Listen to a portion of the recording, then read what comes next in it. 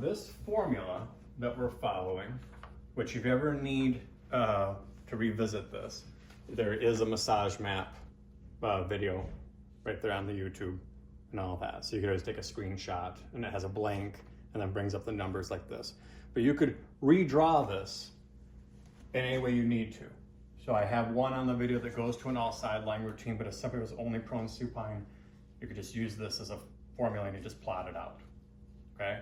And then based on the time duration, doing all of this will ideally be a little bit less than a 90-minute session. If I manage to make it faster, that would be great. But really this formula with hitting all these body areas multiple times would be more close to that 90-minute. And then we're gonna have to work moving forward from this on how we would edit down based on the client's goals, based on how they can be positioned and all of that, for you to then try to make their time management be closer to the 1 hour, more like a 50-minute, 55-minute mark. But that would take some editing down. Okay? Here we go. So I step into the room. I make sure the bolster is here. That wouldn't have been there when I got the bolster set. So bolster positioned, contact.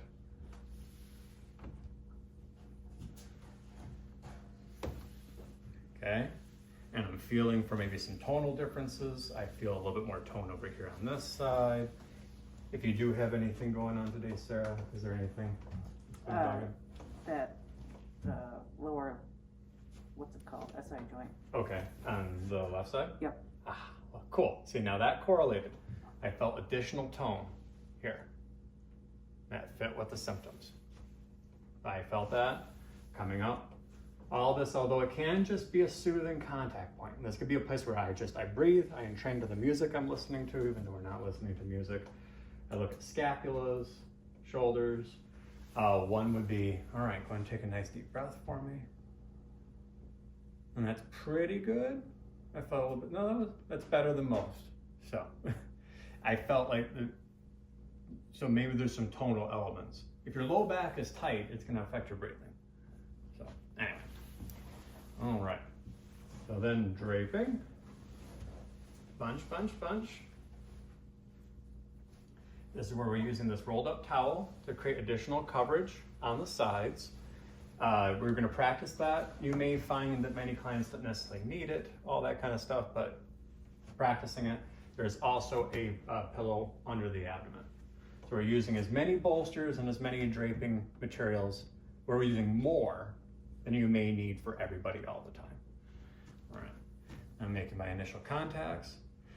Now we're going to be making sure we make contact and move the skin without lotion to start.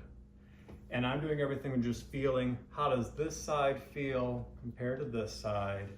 What's the warmth and cold? Does everything feel like it's at least pliable? Is there not some major area that just feels like it can't move or that it moves way too much? I also use this as a way, along with the initial application of lotion, which will phase into kneading, as a way to warm up the first layer of tissue. So the skin and superficial fascia, we want to warm that up before we apply enough pressure to be into the first layer of muscle. And then we want to warm that up before we go into the second layer of muscle. So we want to always be thinking that rather than just all the pressure all at once. So here, I confirm with client, was that stretch sensation on the skin feel good, or would you want more lotion? It feels good. She says feels good. I'm still going to apply some of that, confirms that at least I know I don't need to apply a lot, right? If somebody's comfortable with no lotion, then that tells me we're okay to use less. Now with that, that's going to mean that I am going to probably have my applications be slower and to have a longer duration, and I may do less applications each area.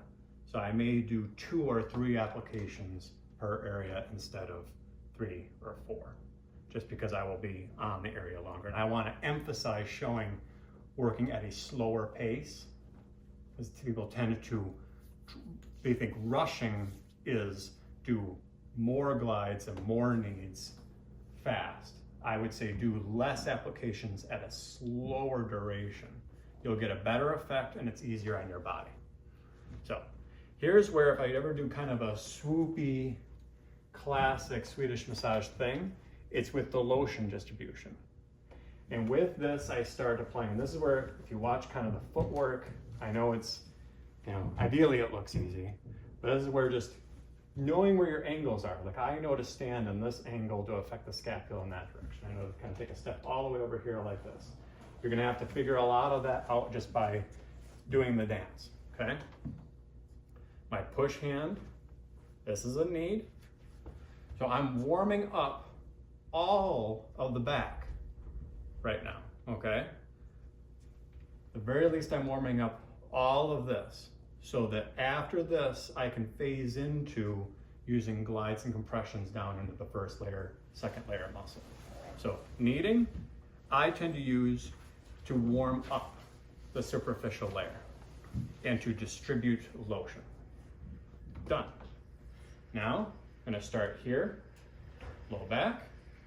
I'm starting on the unaffected side first. So then here's where I'm gonna do one application that's a bit lighter, still thinking of like warming up the superficial layer.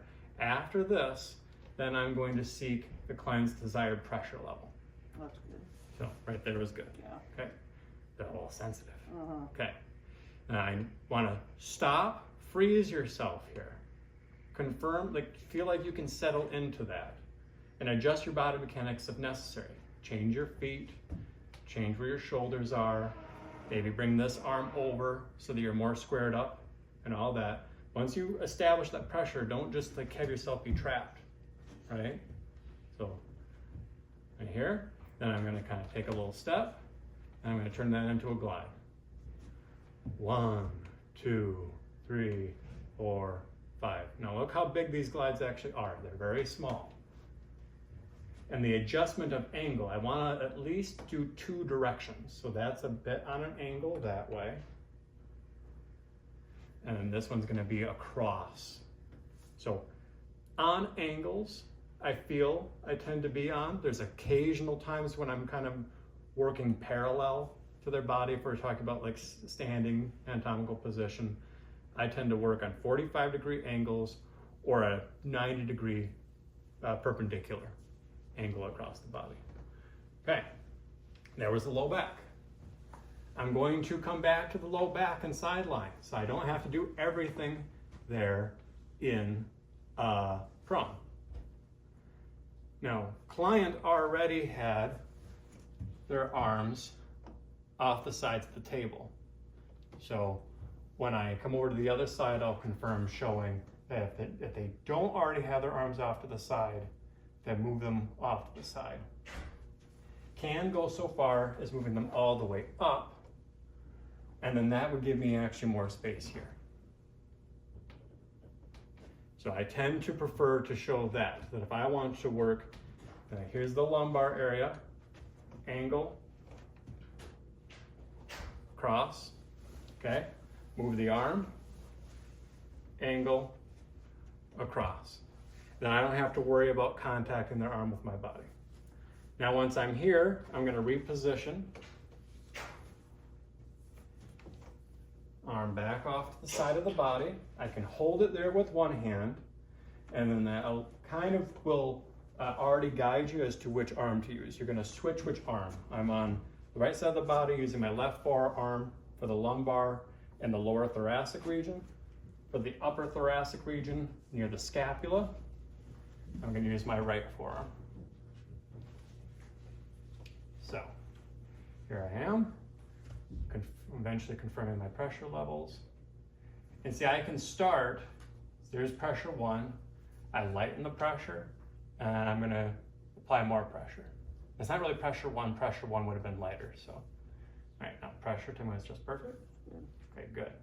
Okay, I freeze that, I confirm. Can I do this? Can I hold it? Do I need to change my body mechanics? I'm comfortable, good. Now I'm gonna turn into a glide. Little steps, Watch that my shoulder angle doesn't change shape. I do not reach. Okay? My knee, watch my knee right now.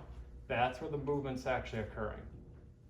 My right knee bends more, that shifts my whole body forward. Once I've reached that end point, I take a little step. And I do it again. There, compression. Turn it into a bit of a glide. Watch that knee. There's the glide. Step. There's the rest of the glide. Cool. I could even make sure I redrape the area. Let's assume they're cold. And here, now this is a place where the kneading, it will look like a knead, but don't try too hard to turn it into these big torsions.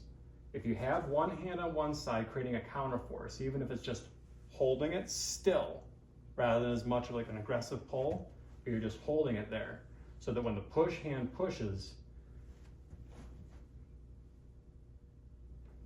freeze, push, that'll create a twist. Okay, you don't have to do a just. I prefer this way. You may have to figure out other options of how to get that to sink in. But I tend to pin the tissue with my pull hand and then push with my push hand. And then my mechanics are exactly the same as they would be for a glide.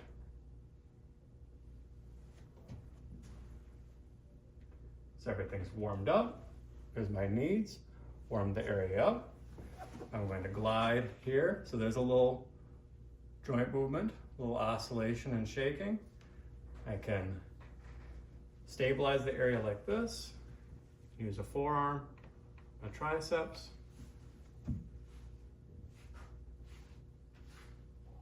The limbs, now I'm showing a forearm here, but the limbs tend to be smaller. So I tend to actually use my hands more for the arms, for example, and use my forearms more on the legs. But I'm gonna show as much as possible using the forearms everywhere. Okay, one place where biomechanic orientation may change is here for the forearms. In this one, a little lotion. The one place we're going downhill, I think, is okay. So I stabilize the elbow, bring my forearm right over on top of their forearm, and then go downhill towards their hand. If you're doing this, if you start to see their fingers curl, then you need to start lightening your pressure up because you're getting onto tendons. So don't apply a lot of pressure near the wrist. Apply more pressure up closer to the elbow, the proximal half of the forearm. So pressure time is just right. That's good. Okay, good. And then I just slowly let the glide happen.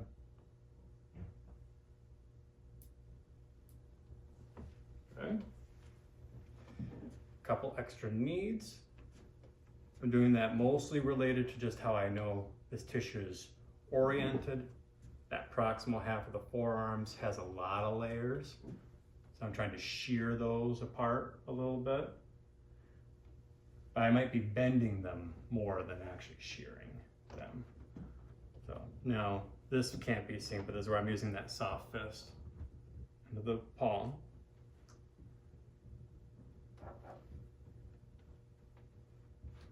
Not going to spend a ton of time because I'm going to work on the hands again. So I got there's even a bunch of pops that happen there.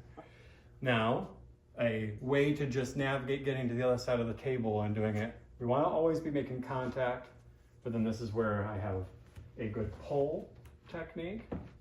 I can call it a technique. Two hands, knees together, drop knees. There you go. Knees together, drop my knees, nice pull.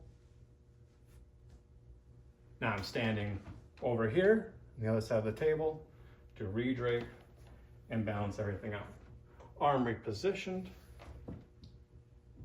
When you pull on that trap area, like you just did, Mm-hmm. sometimes like when I do that, I almost feel like a little pop, like in someone, like my son. Mm-hmm. Is that because my arm, like my hand placements are wrong, or is that just because? As long as you're not going over onto the neck, so you want to make sure that you're sticking, like if you can feel the muscle. Yeah. I don't want to be past Right. that. It just But- feels like there's like not a pop, but almost like a lump. You're probably going over the levator scapula And attachment. is that okay? Yeah.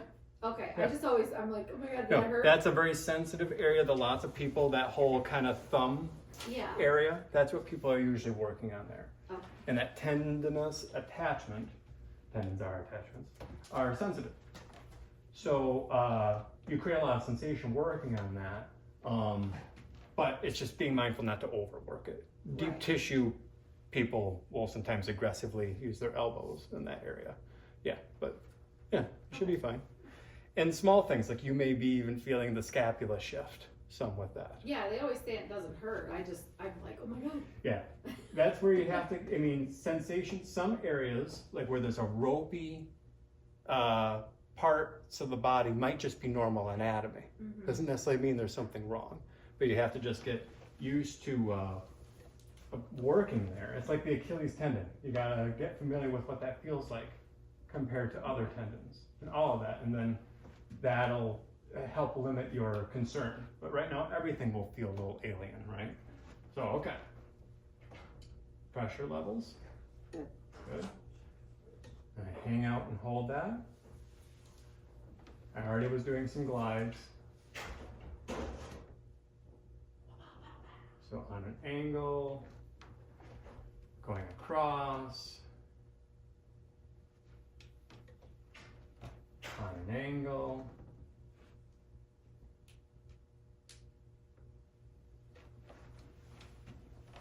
Get a little deeper pressure, more lateral.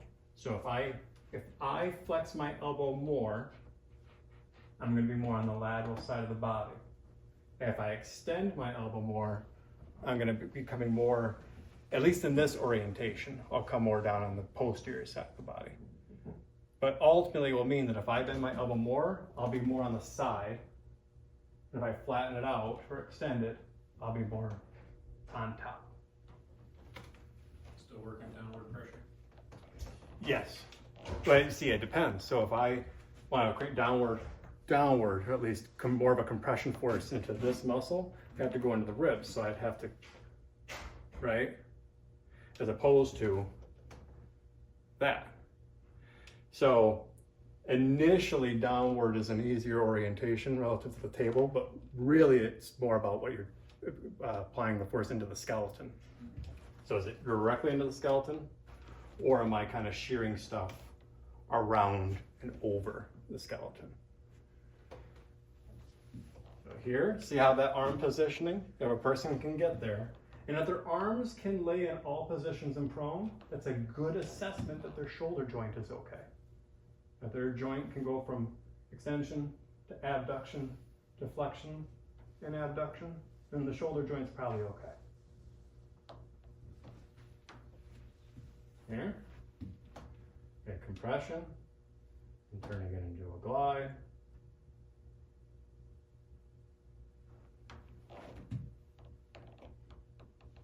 I tend to, if I can, do more like 3 or even 4 directions. It just depends sometimes where their body is at and how many options I have. Like here, the space between the spine and the scapula, you're a little bit more limited. And you could use either arm. I just tend to prefer this because I can hold their arm with this hand. And when we get to even joint related methods, see, I can move that arm a little bit while working here. And that's going to create shape changes of the tissue. So I like to do this because I'm taking the shoulder joint and the scapula down in depression. That creates a little more space for me to work here, but then I'm just getting more stuff done. I've shifted where the scapula is into a better orientation, made it easier for myself, and I'm getting all that sneaky joint movement. But you could use either arm. Yes. Okay. Yep. I could do this. Right. And if I do that, my force is going to be a little bit more targeted nearer to my elbow than out to the middle of my forearm. So doing this one would follow the medial line of the scapula more. This one might follow, be more on the erector spinae, closer to the spine. So if somebody has a specific scapular related thing, maybe I would do that. So here, confirm pressure. Good. Okay, good. So try to do that with each other. Try to get into this confirmation of pressure, even just by region. Like, how much pressure does their back generally prefer? How much pressure do their arms generally prefer, their legs, etc. Like, do these check-ins, and eventually, hopefully, what you'll notice is what your perception of the right amount of pressure will correlate more and more with what feels correct to the person. There's kind of just an innate sense of where there is a resistance element or something. It's like you feel, okay, either the muscle feels like I've distorted it to the appropriate amount, or there's it's like almost being able to be preemptive to the flinch, any kind of pain signaling. It's hard to explain exactly how you build up that intuitive awareness, but it will come. But you want the confidence by being able to clarify what the right amount of pressure is, and then that will help give you that immediate feedback will build that confidence. That's what I'm trying to say. So, okay. Any signals that you're looking for in particular from the client as far as Breathing, anytime there's a breath hold, that's bad. So breathing initially is your best go-to. It is saying, now verbally, as you're starting out, you need to put a lot of ownership in the people that you're practicing with, fellow students, clients at home, that they need to be giving you as much immediate feedback as possible so that you know when and if you're like right on the scapula and stuff like that. But breathing is the biggest one I watch for. If their breathing gets faster paced, if I start see anything like that, any holding of breath, that's all a bad sign. Long sighs are good. That's always a good sign. what about yawns? Yawns, yeah, yep. At least not in dogs. Yawns in dogs are stress signals typically. So, not always, but. So I know breath holding, you just said, is a bad sign. But like, I was doing something with my sister and she kind of held her breath a little bit, but she was like, I was like, are you okay? She's like, no, I love it. I love it. So like, So intensity. yeah. So I am that client where I respond to intensity well, and I will breathe through Right. elements of discomfort. You want to be cautious with that, and at least when and if you identify it, to do exactly what it sounds like you did, Yes. which is clarify. Okay. Clarify that although maybe, you want to be careful not to do any, even if a person prefers a lot of pressure, a lot of intensity, don't overdo that. Don't just turn it into every single spot everywhere needs to have that level of intensity. At the very least, the way I think, and I had a lot of athletes who preferred that. They preferred a ton of intensity.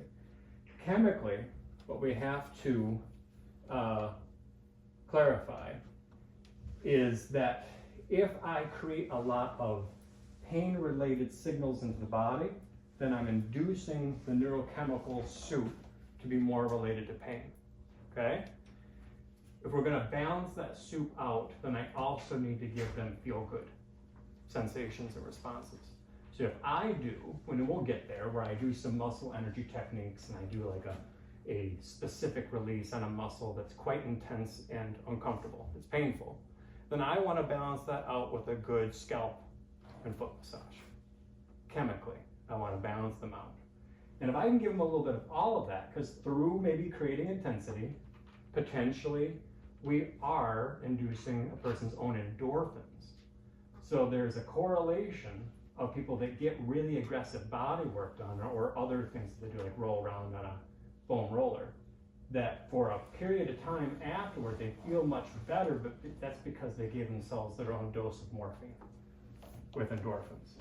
And that will go away. That will disperse after about 20 minutes or so. So we can't rely on that. We got to try to balance the whole system out and also give them some nice serotonin and oxytocin and dopamine and Give them the whole soup. That's what tends to give the regulatory balance of the body. And we can't assume that every technique's gonna do that for everybody, but we're best suited to say, for everything, can we create balance? Not just, aside from relaxation. There may be some cases where people need more stimulation, like in sports, pre-event. The pacing is faster, the massage is very different, shorter duration, rhythmic applications, all that kind of stuff, not a lot of muscle under techniques. Very different in a pre-event sport situation than it is post-recovery. But we're best at recovery. And the body is hardwired for various reasons to be more apt to fall into sympathetic stress-related responses. It tends to be better safe than sorry kind of responses in our physiology. And even protective mechanisms, like an old injury that has healed, guarding responses of soft tissue, muscles, etc., and protecting that area will have a tendency to overdo it and to stick around an additional tone compensation patterns, guarding patterns than maybe would be efficient and necessary. So we're usually pretty safe in assuming the body needs more parasympathetic dominance than sympathetic. There's my pole. And voila. And then we redrape. And then we're gonna get the hips and legs. I'm working on the unaffected side. I ended here, so I'm gonna start on this hip. Right, joint movement of the hip. So here's the thing with draping. To not create that window, I need that foot just covered. And worst case scenario, I have to pull this up and I use the other sheet to create coverage. Okay, I've even used the fitted sheet. I want a bunch of sheet, literally, between the legs. Because clients, when they have their legs together, it's gonna force you to reach. And it's bad body mechanics for you. So Sarah's already laying in a way where she's not like that. But if people are, then you need to reposition them, right? So the way to do that in a way where the draping is all good and they feel protected is make sure it's contacting the medial legs. With this, I pin the sheet to the right by the medial thigh, and I scoot the person a little bit toward me. That's that.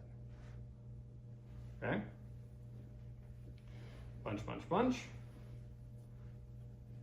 And in prone, we're not gonna fight to work too proximal. It's gonna be more distal, so this doesn't even need to be. All right, here for working in the whole hip. So gluteus maximus, gluteus medius, and then the deep lateral hip rotators. Those are the muscles that I'm thinking about.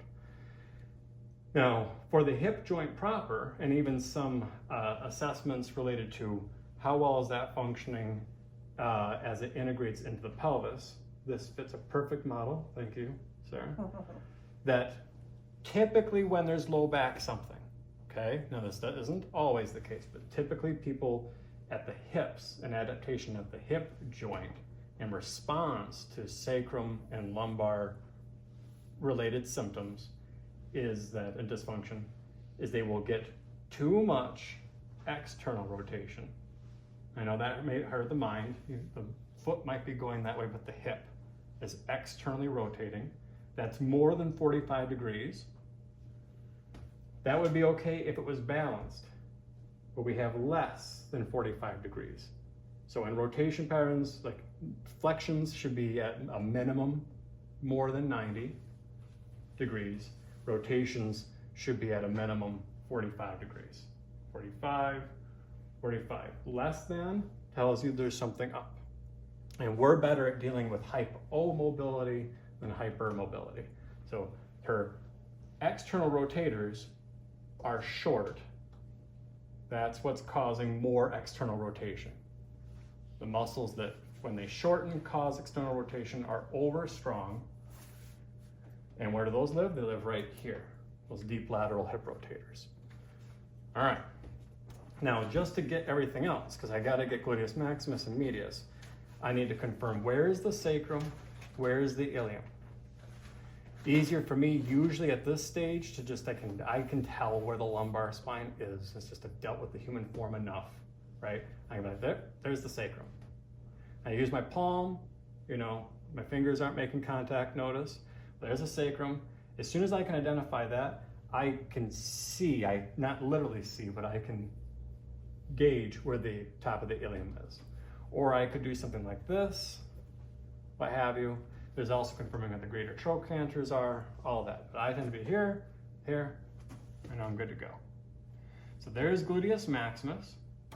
And so for these, just to keep everything balanced, I'm going to go, all right, for a gluteus maximus and medius, I'm going to use external rotation. Because the hip still needs to be good at external rotation. It's just a little too good at it right now. So that's gluteus maximus. And if I step a little further away, increase my elbow flexion, that'll bring me more lateral to the body. I'll be on gluteus medius. And pressure, tell me, is this right? Good, yeah. Already good, okay.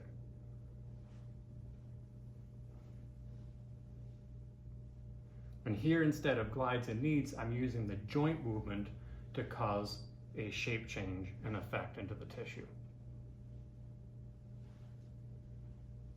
Okay? Now the deep lateral hip rotators. This is where I have to be able to confirm where the greater trochanter is. I can do that with my forearm. I know right where it is. So then I just turn my arm so that I'm more in line. I'm actually perpendicular to the deep lateral hip rotators, but that's so I'm going to be compressing as many of them at once as possible. That usually will mean is gluteus maximus, 45-degree angle, medius, 90-degree angle, and then this one, the other 90-degree angle. Can't call that. This would be 0. So 45, 0, and 90. Let's think like that. Now, we'll work on more precise elements of the deep lateral hip rotators. If I'm higher up, if I can find what the greater trochanter is, and I'm just kind of in line with it, a little bit on the superior side of it, that's going to be more piriformis. Now, if I want to do a pin and stretch of these structures, that muscle, when it shortens, does this. Okay, that will also roll the greater trochanter up into my arm and would maybe be a little more bony and uncomfortable. So if I do compression plus this, my compression is lengthening the tissue and this joint movement is lengthening the tissue. So if I want to lengthen these short muscles, this is it. Compression plus elongation using joint movement. And it just ends up looking like this. Small and rhythmic. I'm not taking this, I'm not doing it fast, not taking it to end range, just to a point of mild resistance, where it naturally feels like it says, I'm done.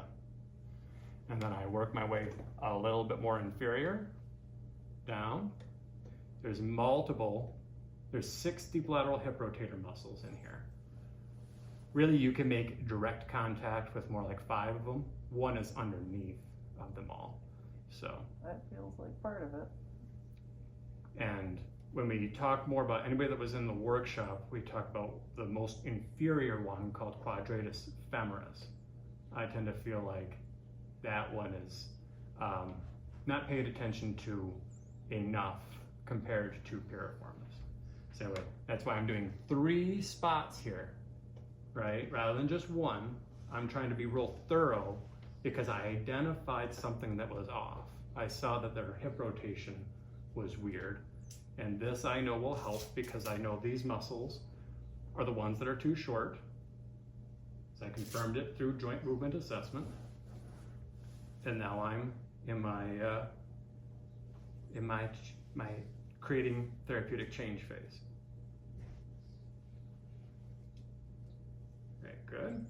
And then right there could be my pulse assessment. I won't usually do it like this, but yeah, it's magic. So that'll come. But the thing is that those are chronically short muscles in the human condition. There are a few people that will surprise you, but those muscles are typically chronically short and need to be addressed. So going over the sheet and incorporating that hip joint movement is a big win, regardless of why the symptom is there. It's a common one for a variety of things, whether it be hip arthritis or it be low back dysfunction. It could be related to knee and ankle stuff. You may not know the whole breadcrumb trail, but a lot of times it manifests as external rotation of the hips. And if you help that, you're gonna help a little bit of everything.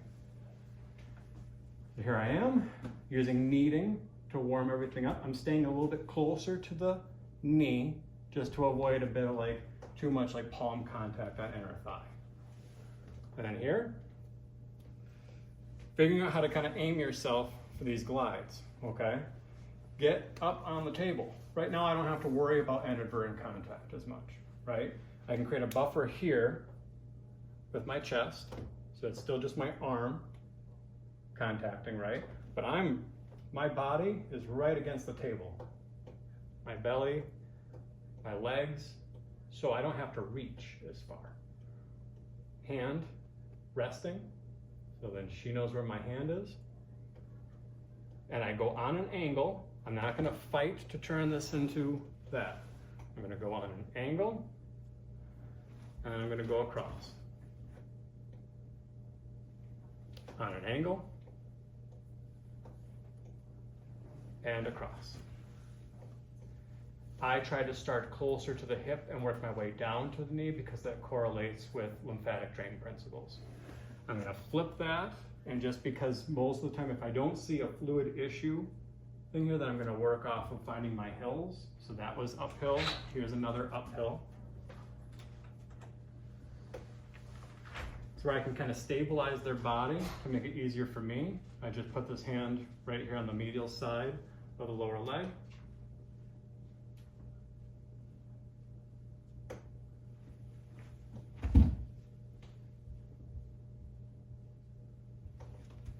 And then I actually change up the order, but she won't. Hopefully it doesn't. This is my pacing and everything. Terminology. Sequencing. Usually my needs are first, but I flip that. Oh no, it'll be okay. Now I'm gonna work on the feet in sideline. So here, if I'm gonna do anything, now if you were gonna work on the feet in this position, then like figure out a better orientation. If they're very short, you're gonna be reaching, lower the table, something, get up on a step stool, stand on angles, soft fists work pretty good. You can even use a forearm here pretty well.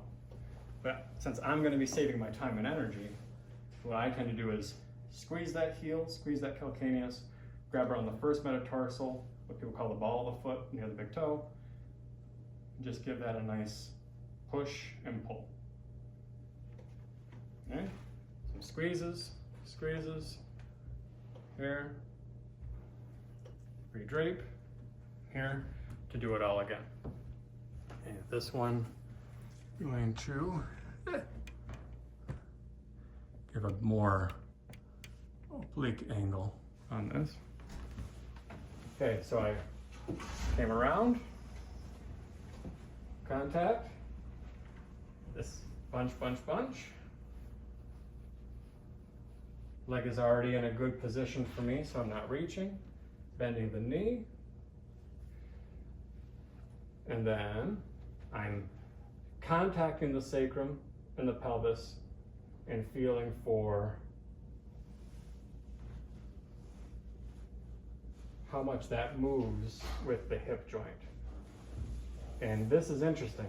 We have more internal rotation, and it was feeling I was feeling a lot more resistance into this external rotation. So that tells me something. Now here I'm going to be a little bit more thorough,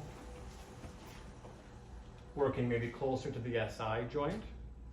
Although I'm on gluteus maximus, I'm not over on the sacrum per se, but I'm right in line. And I just need to confirm with the client, pressure okay there? I'll live. Okay, a little bit less. So right there, I heard I live. I don't just go with that. I'm gonna, oh, all right, let me readjust. I'm gonna slowly apply pressure. You tell me when it's just right. That's good. Okay, that was significantly less than what I was applying.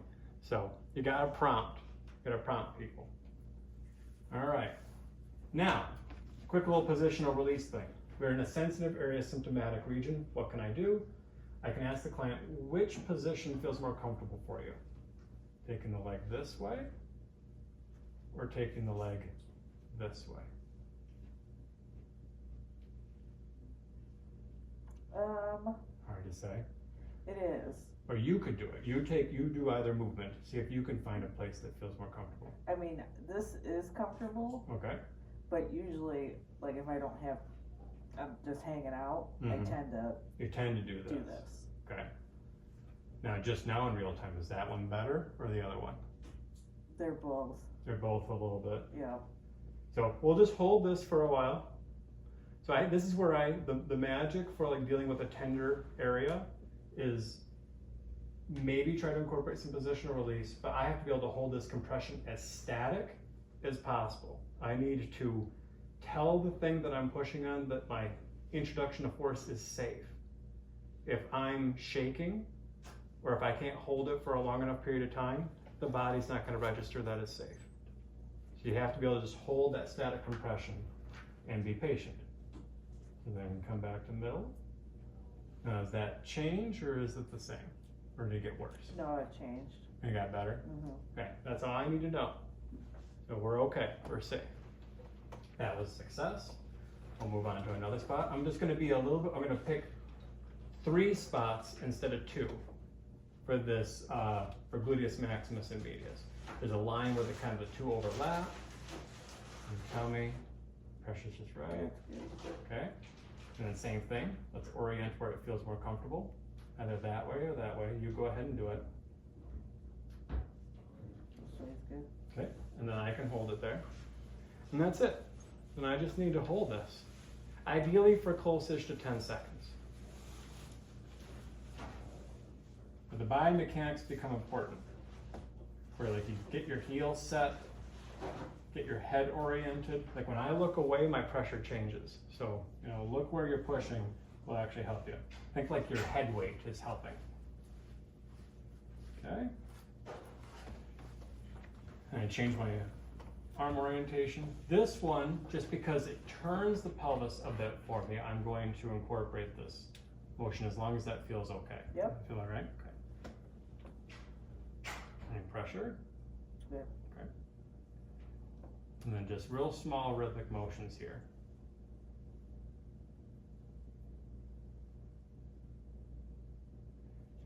Now this hip did not have as much going on related to being short in external rotation, so I don't have to be as worried about affecting those deep lateral hip rotators in the same way. So in this case, I'll do 2 instead of 3 applications and just kind of cover all of them, make sure they're still pliable.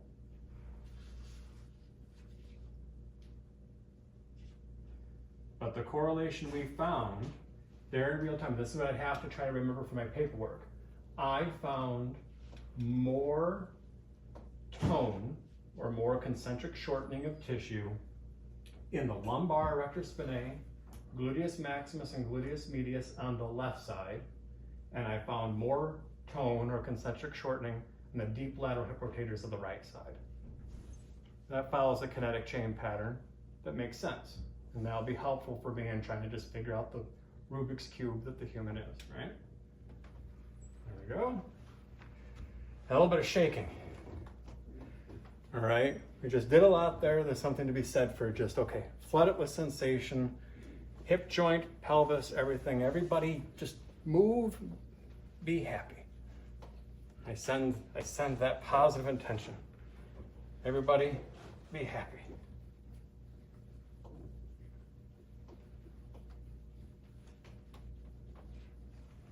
Good.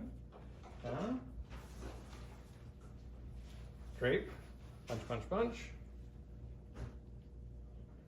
Here. And I already started applying lotion, so I'm actually going to distribute that because I didn't mean to. Moving the skin. as I do these demos, sometimes I'll forget, but this would be the more ideal pattern right here, okay? I drape the area, I move the skin in as many directions as I can think to.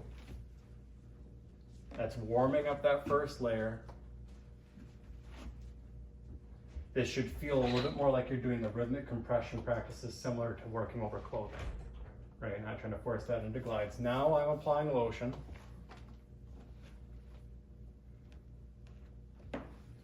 Same kind of pattern, but now I'm just distributing the lotion. Knees, watch that footwork, push, push, push. Try not to make the knees different from the glides. Here we go. Okay, on an angle, then across. On an angle,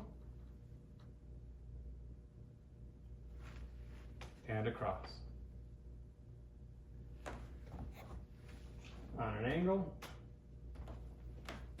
across,